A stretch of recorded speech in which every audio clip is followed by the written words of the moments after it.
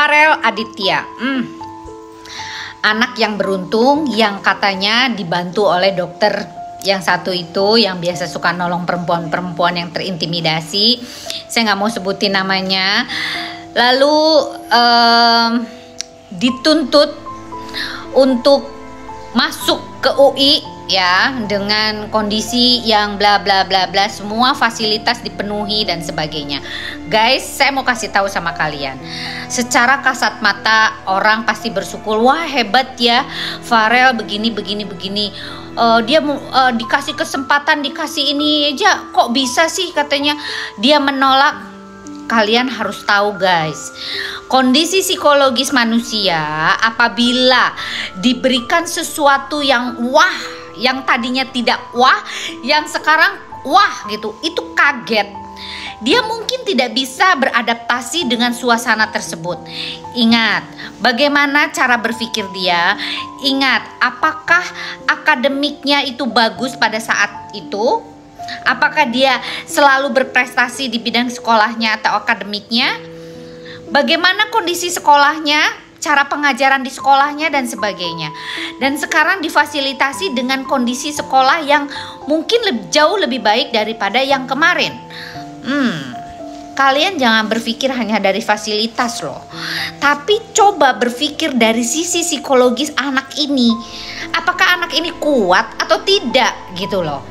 Secara kalau kita melihat dari kasat mata, dia mengundurkan diri dari fasilitas yang sudah ada yang diberikan oleh si dokter itu karena dia tidak mau punya utang budi. Dia tidak mau tanggung jawab dia terlalu berat gitu loh. Jangankan jangankan dia gitu loh untuk dituntut masuk UI. Oke, sebagai motivasi bagus gitu loh. Itu sebagai istilahnya tuh pacuan gitu untuk dia bisa mendapatkan fasilitas yang lebih baik lagi gitu loh. Apalagi mendapatkan satu universitas yang oke. Tapi kan harus dengan berjuang keras gitu loh. Apakah dia mampu gitu loh. Jadi kalian please janganlah menghujat. Janganlah dibilang dia nggak tahu diri. Jangan hanya melihat dari sisi materi guys, please. Kasihan, dia itu masih belum cukup umur untuk bisa berpikir, untuk menanggung tanggung jawab yang begitu berat. Ya, jadi mungkin saya sekarang ini tidak memihak kalian ya, tapi saya berkacamata dari sisi psikologis anak. Bukan dari sisi psikologis si dokter tersebut gitu loh. Kalau dokter tersebut mau udah banyak duit, mau diapain? Dia bisa memberikan 1000 anak kok daripada yang sekarang ini gitu. Nah sekarang ini fasilitas itu kecil lah buat dia. Tapi beban berat dan beban mentalnya si anak ini dengan diberikan semua fasilitas tersebut bisa nggak memenuhi keinginan dan target si dokter tersebut? Ayo, kalian jangan jangan berat sebelah cara berpikirnya. Kasian loh ya. Jadi saya pernah mengajar di salah satu SD yang grade-nya itu maaf ya saya bilang grade C atau D gitu ya, di bawah gitu, di pelosok di pedesaan. Dengan saya mengajar di sekolah di Jakarta yang favorit, yang punya nama besar dan sebagainya. Pola ajarnya berbeda loh. Pola pengajaran dari guru-gurunya aja berbeda. Fasilitasnya saja berbeda. Di sana, di tempat yang di pelosok tersebut tidak ada tuh yang namanya laptop. Komputer tuh nggak ada. Belum masuk gitu loh.